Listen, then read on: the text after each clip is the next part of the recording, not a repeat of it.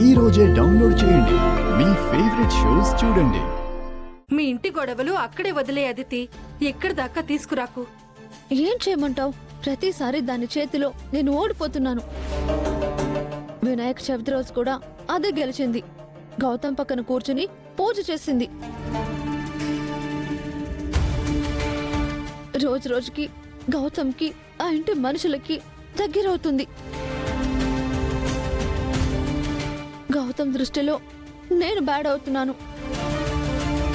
గౌతమ్ని ఎలా దగ్గర చేసుకోవాలో, ఎలా దక్కించుకోవాలో తెలియటం లేదు. మధ్యలో మాట్లాడుతున్నందుకు క్షమించండి. మీరేం అనుకోకపోతే ఒక మాట చెప్పొచ్చా? ఏంటో చెప్పాయేషా?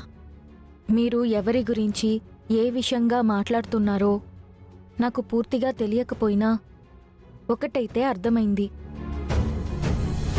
ఏమర్థమైంది ఆయేషా?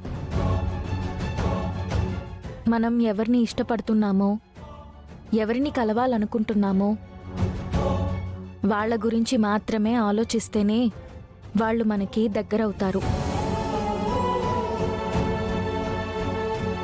అలా కాకుండా ఎవరికో దూరం చెయ్యాలి అనుకుంటే మనకి కావాల్సిన వాళ్ళ దృష్టిలో మనమే చెడైపోతాం.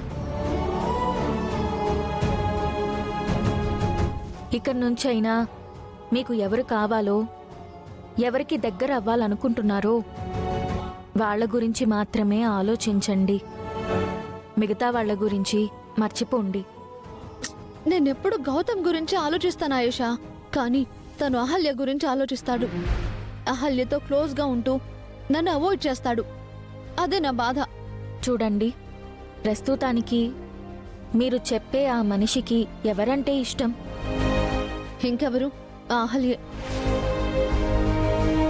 అది తప్ప గౌతమ్కి వేరే లోకం ఉండదు.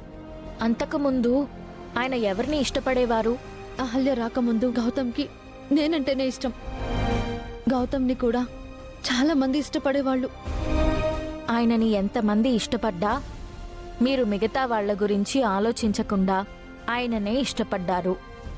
ఆయన గురించే ఆలోచించారు కదా? అవును. గౌతమ్ చుట్టూ ఎంతమంది ఉన్నా నా దృష్టి గౌతమ్ మీద మాత్రమే ఉండేది. అందుకే ఆయన అప్పుడు మిమ్మల్ని ఇష్టపడి ఉంటారు. ఇప్పుడు కూడా అదే చెయ్యండి. ఆయన మీదే దృష్టి పెట్టండి. ఆయన గురించే ఆలోచించండి. అలా కాకుండా మిగతా వాళ్ళ గురించి ఆలోచిస్తే మీ మనసు పాడవుతుంది. మీరు కోరుకుంటున్న వాళ్ళకి మీరు దగ్గర అవ్వలేరు కూడా.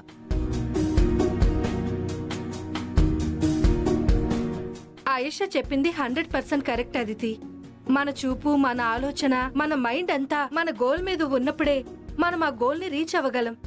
అలా కాకుండా పక్క చూపులు చూస్తూ వేరే వాళ్ళ గురించి ఆలోచిస్తే ఎప్పటికీ మనం కోరుకున్న లక్ష్యాన్ని చేరలేం.